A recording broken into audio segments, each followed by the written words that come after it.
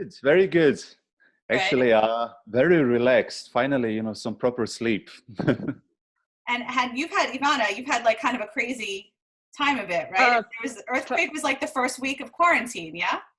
I think it was not first. I think it was the second week. So, but I think like it's very active. For me, honestly, it's more about the earthquake and situation with that than with virus. Honestly, it's like I haven't been in the city 6 weeks because I live like 15 minutes from the city center.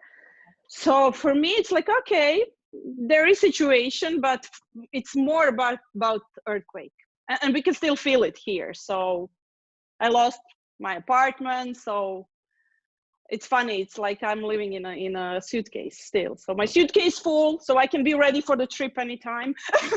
We can't go anywhere, but it's nice to think. Yes. You have your mom with you, is that right? Oh, we have a family house, so 3 floors family house. So on the first floor, it's on the ground floor, it's my sister and her family. They are not here now because we took their apartment and they stay in a farmhouse. So it's my mother, my grandmother, my 2 kids, my dog. We are all in one apartment right now. And who's with you who's quarantining with you? I'm staying with my father and with my sister. And Paco is our beagle baby boy. He's also here. Paco. He's sleeping. Let him sleep. Yeah. No, it's only 3 of us, and I think that's enough. If there was more people, we will be crazy. That's good. All right. She's here. She's always here. Hello.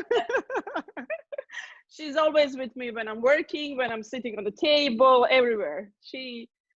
She's scared that I was looking at my suitcase, and she was like, "Uh-oh, are we leaving?" You're like, "No, we're never leaving again. We're just going to be here forever." No, don't say that. What I want to do is talk a little bit about Croatia as a destination, for something I can keep, we're going to keep it on file for my clients for the future. And actually, Ivana, you and I had a conversation like 2 years ago that was so helpful to me because I had never booked Croatia before. It was my first booking then. And I was like, remind me of that. I said, would you mind just getting on a call with me and not even talking about these clients, but just like explain to me how Croatia works? And I still have them. I have like 3 pages of all these notes. And you said, well, you have to come in from the north, and then you could do catamaran ferry, or you could do private, and like you explained the different price points. And it was so helpful to me. Oh, great. I honestly sorry, but I forgot. That's good. Yeah. See, that's a relationship. That's so helpful. And especially with a place like Croatia where, the flights from the US can be a little tricky, right? So let's talk about like what customarily I'm booking for Croatia. People are coming in, they're coming in usually Dubrovnik and leaving from Split or vice versa. That was the original. And then you do a Hvar in the middle. But now we're seeing a little bit more Zagreb and a little bit more Montenegro. So talk me through what's the best first time itinerary for Croatia? Okay, so I think, for like first introduction, I was like, just people don't know much that we also do Montenegro and Slovenia. So I would say there is like 3 types of itineraries. Like one is when you have more time, like 2 weeks, then you can combine all 3 countries. One is when you have 10 days, so you can combine like Zagreb, North Coast and South Coast. And then when you have a week, that's the itinerary that you were mentioning. So I think Tin will talk about this. Yeah. he's all in operations and he's dealing with the clients all the time. So I think he will tell you more about everything. I think the most common travel it's Split Dubrovnik, so the one that you mentioned, because it's very suitable for a week journey. And I know that most of the people who work in the States, they don't have long holidays. So in 7 days you can easily just land in Split, go to the islands, and then end up in Dubrovnik. However, I think that we have much more opportunities to show Croatia. Like recently, Istria, which is the north coast, started to become very popular because it's kind of under Italian influence. So people who like Italy usually like Istria as well, even though it's Slavic country. And then there is Slovenia, which is small country up north, but in my opinion, one of the most beautiful countries. And then Montenegro on the south.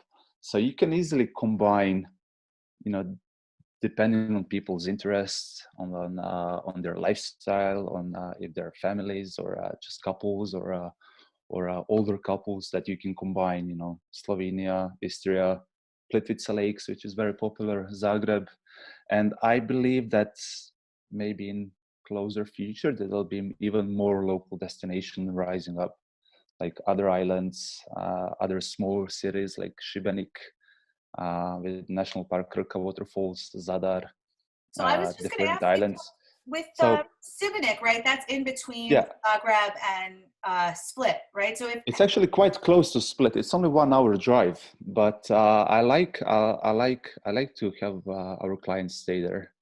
and I think it's so beautiful. But if I feel like if I have people go, if they start in Split, they're missing that piece. They don't get to do it. But is it better to do? Is it you could do it as a day trip? You think from Split? You can, only because it's very close. But the fact I like Šibenik is that it's local.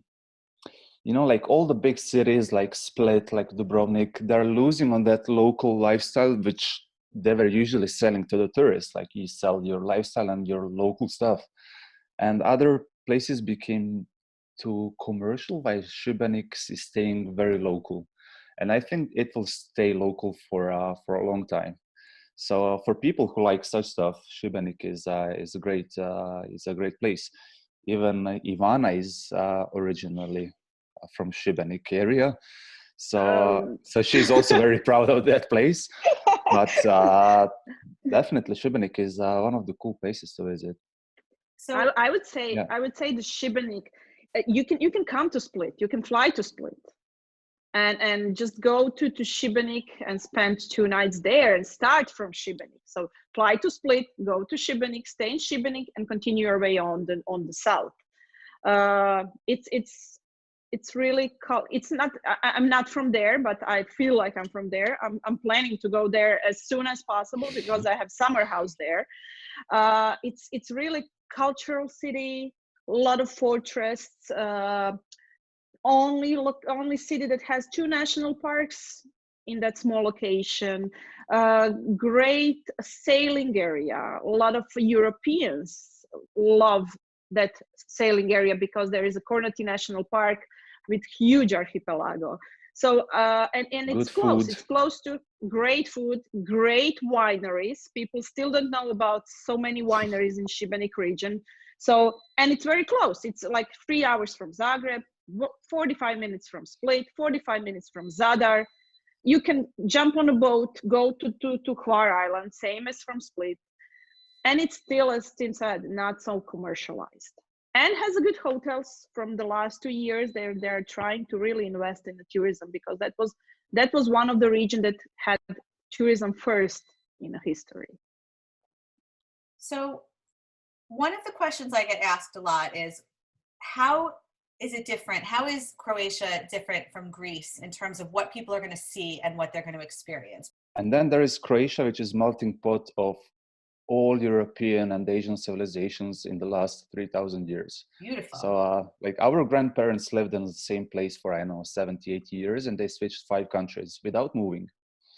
So I think that's the advantage of Croatia. It's a melting pot of everything. You can find Turkish influence in food. You can find Italian influence in food. You can find Slavic influence in our language, in our religion, in our arts and culture. There is huge German influence. So it's kind of we are on border with all kind of different civilizations, and then it's melted into one. And of course, before it was a communist country, so maybe not that well known for traveling before.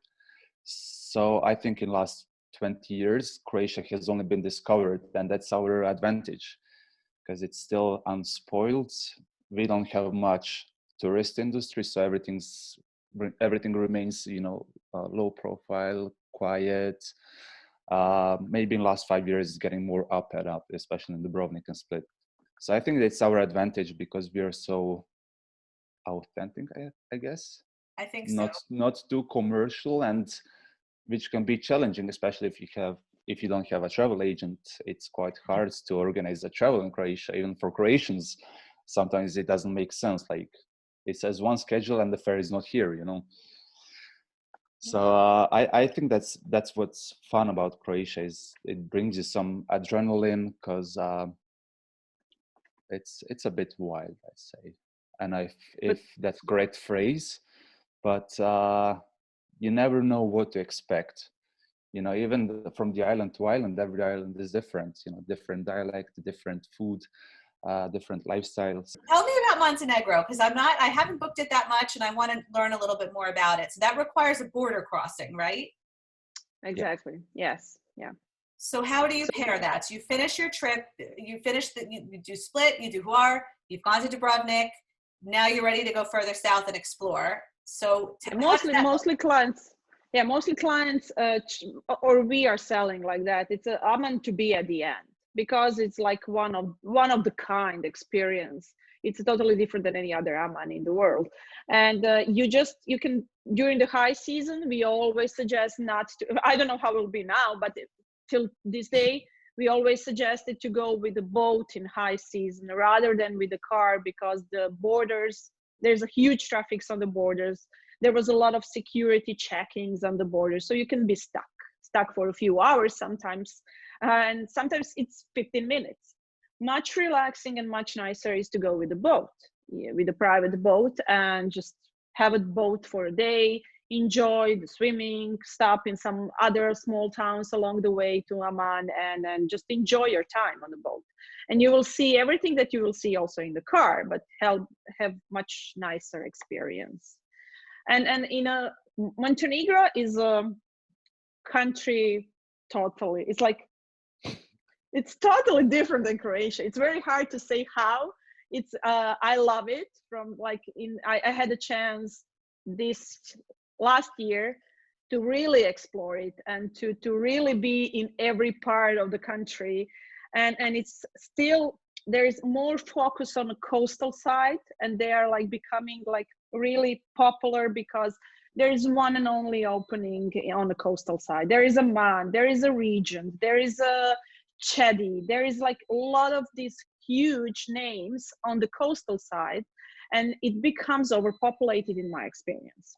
The infrastructure, it's still low, so there is only one main road, so it's pretty difficult, and it's very small coastal part.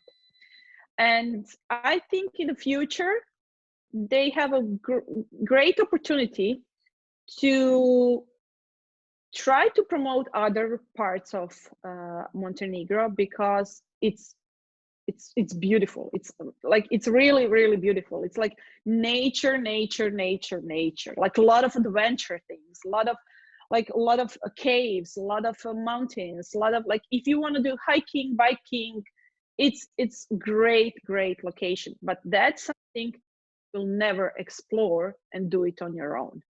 In Croatia, as you mentioned, you can even do some things on your own and just like have a good hotels, but at least do like hiking on your own. In Montenegro, that's something I would never recommend, because it's totally different world, different mentality, different everything. Similar to Croatian south, but it's a different experience. A lot of culture, of course. They are investing a lot of money now in gastronomy, in wineries, also similar to Croatia, but they're still in the beginnings of everything. And on another side, as I mentioned, a lot of hotel chains and a lot of good names are coming. So it's totally different sides. Like you have local, which is still not in a place that should be for the like luxury clients. And then you have a huge names, which are like ready to bring the great clients in. So it's a different. In Croatia, you have everything, so it's much easier. In Montenegro, it's a total different story. And then on the other side, you have on the north Slovenia, which is small and beautiful. It's also about gastronomy and nature, and they don't have so much hotels. They have only like a 4-star hotels. So all 3 countries are like a similar, but in a totally different way, I would say. Yeah, very challenging. It was Montenegro. It was part of Croatia. It was Dubrovnik and Montenegro. And after that, I think there's nothing I can't do.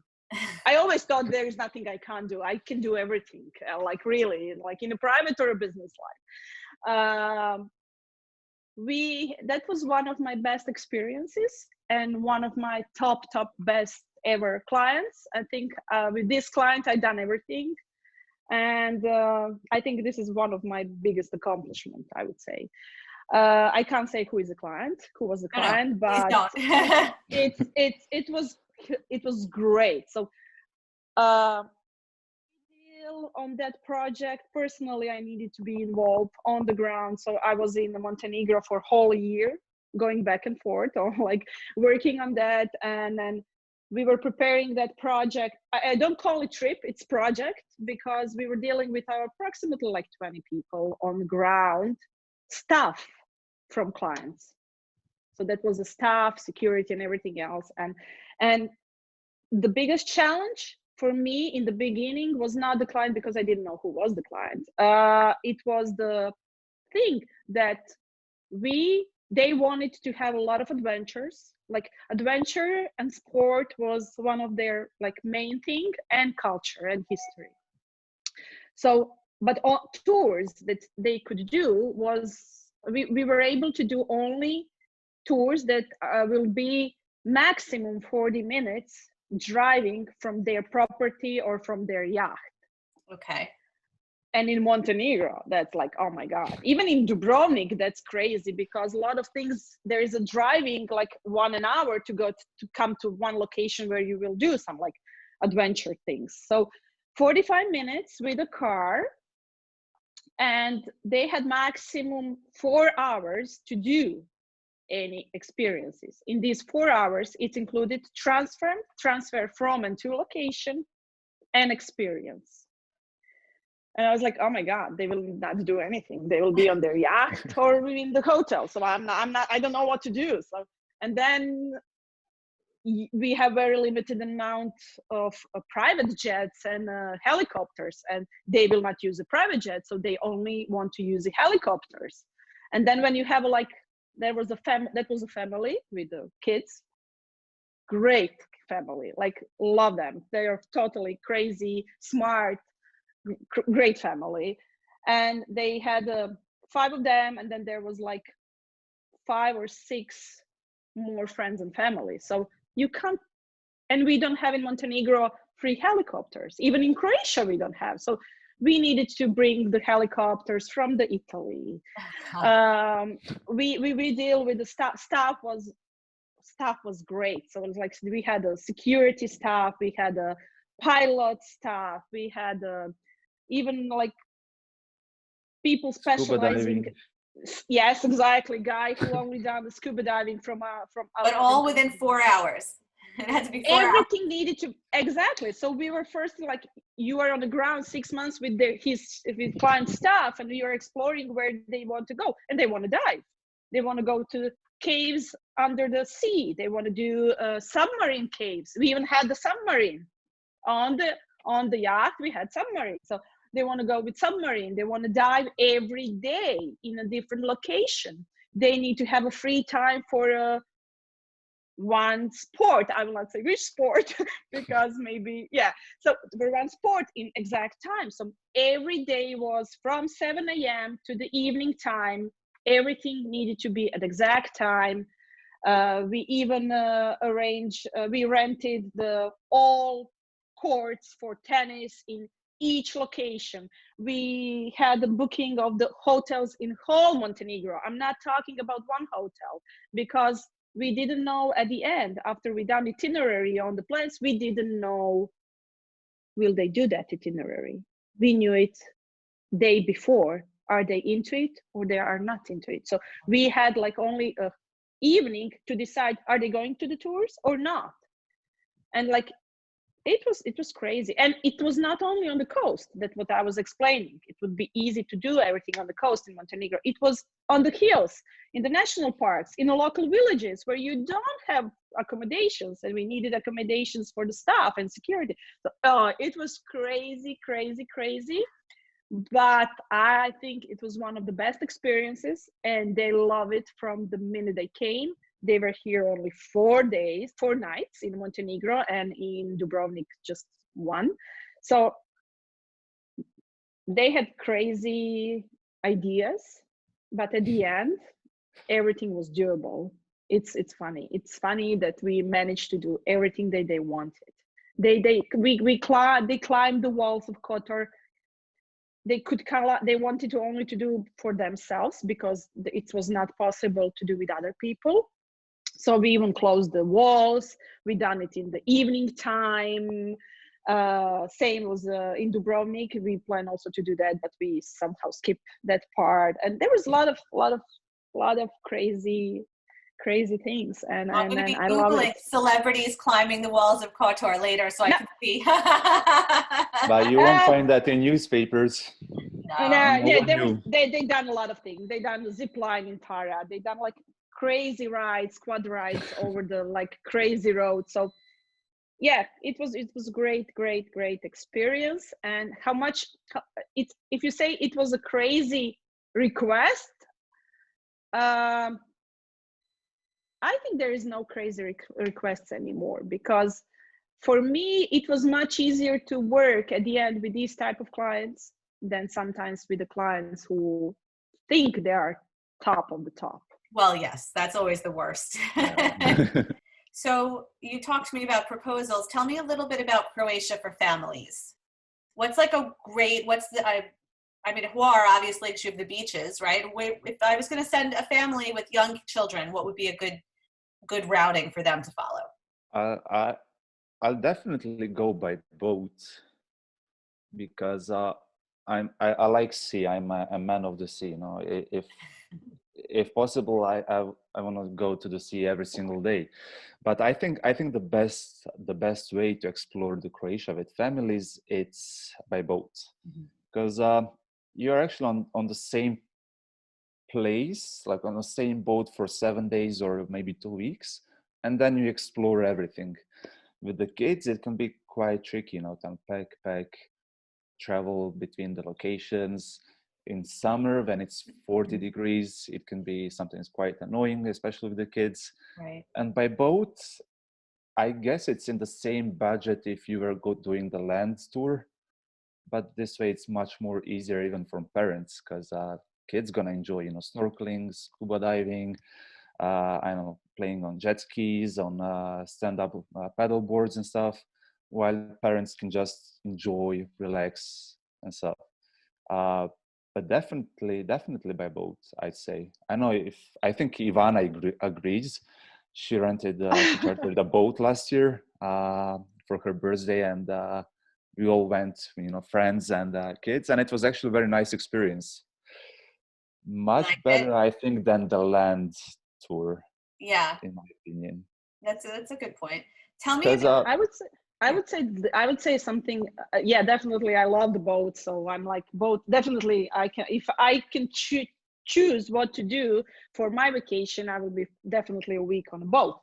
But I think the things you were asking is, you have a kid, I have a kid, and boat for kids, it's great. They will swim, they will enjoy, but they will not learn so much, and they really need to have experience. In my opinion, we travel every year at least 2 times to different locations in the world. Why? Because I think traveling is much more, they will learn through travel more than they will learn in a school. Yeah.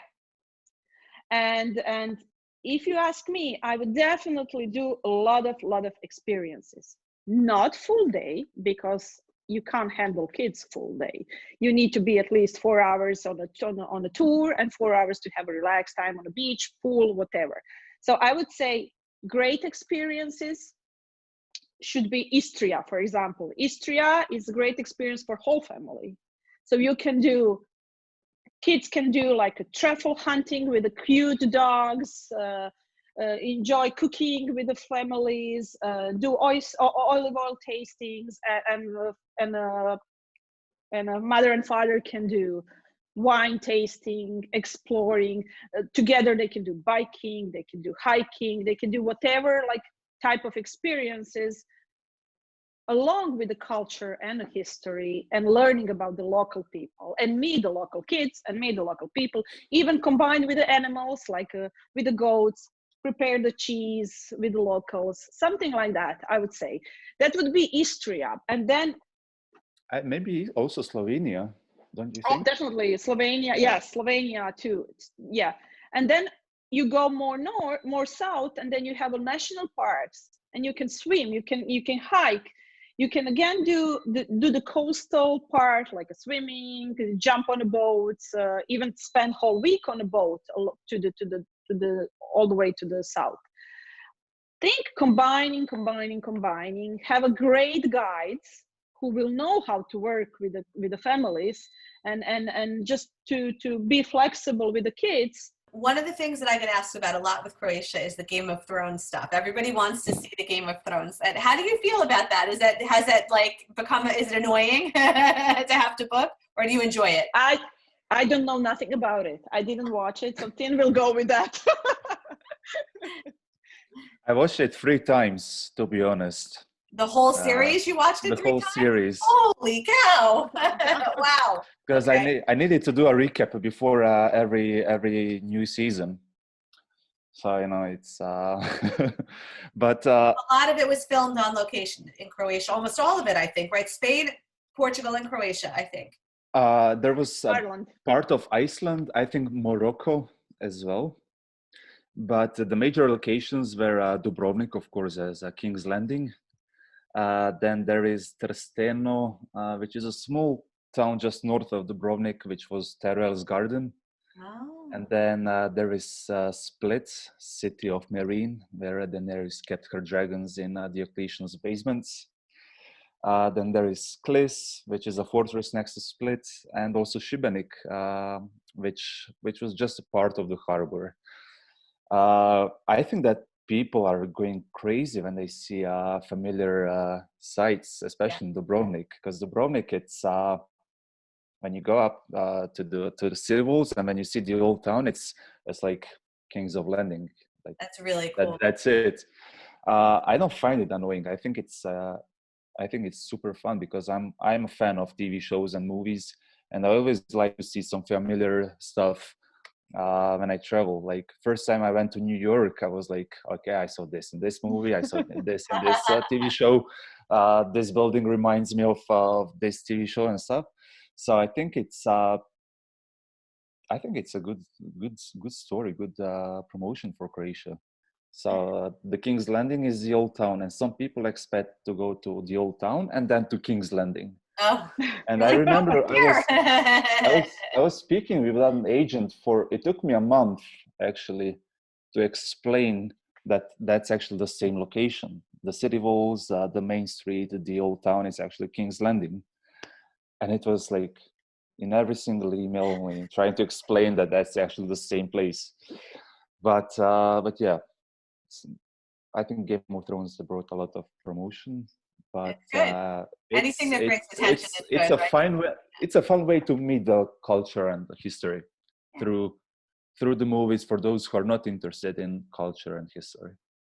Very cool. You know, like you still need to bring them to the old churches, to old gardens, I don't know, to city walls and explain the history through the movie. Very cool.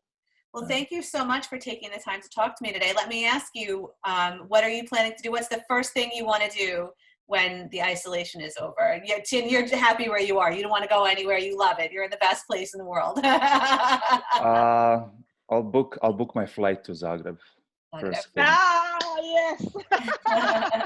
Zagreb is the center, you know. I just can't wait for Split Airport to open and introduce flights and to run away for a few days. And that's where you're going to go to Zagreb? Yeah. And what about you, Ivana? Where are you going as soon as this is over? Honestly, it's stupid to say, but I don't feel I need a little bit of free time. I still don't have my free time. Like everybody's talking about like, oh, so many free times. I didn't even watch one movie on Netflix. I didn't have time. I know, like, our cancellation business is booming. It's like, come on. It's like, and there's so many things to do. It's like only thing that I done is like I came back to my Spanish classes with my Argentinian teacher. Only thing is like, I really need a little bit more of free time. Let's cancel everything, postpone everything, and give me a week, and then everything can start. So definitely before everything stops, I'm planning somehow to go to Šibenik. So I'm planning to move everything anyway, I don't have apartment now here, so I can move to the summer house, and I'm planning to go to, and after everything is done, I will just jump in a car and just go and visit every partner, every guide, everybody. I was like, I will become emotional right now, because so many support and so many calls, not just because of this situation, because of the earthquakes, because everything. So many good people are around there, which really need support, which really I would love to go and see, and just find a way to make even better experiences, everything. So from Slovenia, Croatia, Montenegro, probably I'll spend my time next year, even this year, in a car. But I will definitely go and travel, because we need to travel outside of the country. So I plan to go to, at this time, I was planning to be in Nihi, in Sumba. So that will be next year for the birthday. And we are planning Africa for the festives, but we will see. Very cool. Well, I've been talking today with Tin and Ivana from Journey2Croatia. And I want to thank you both for your time, and we appreciate you being here, and we'll be seeing you very soon. Thank you, Rebecca. See you.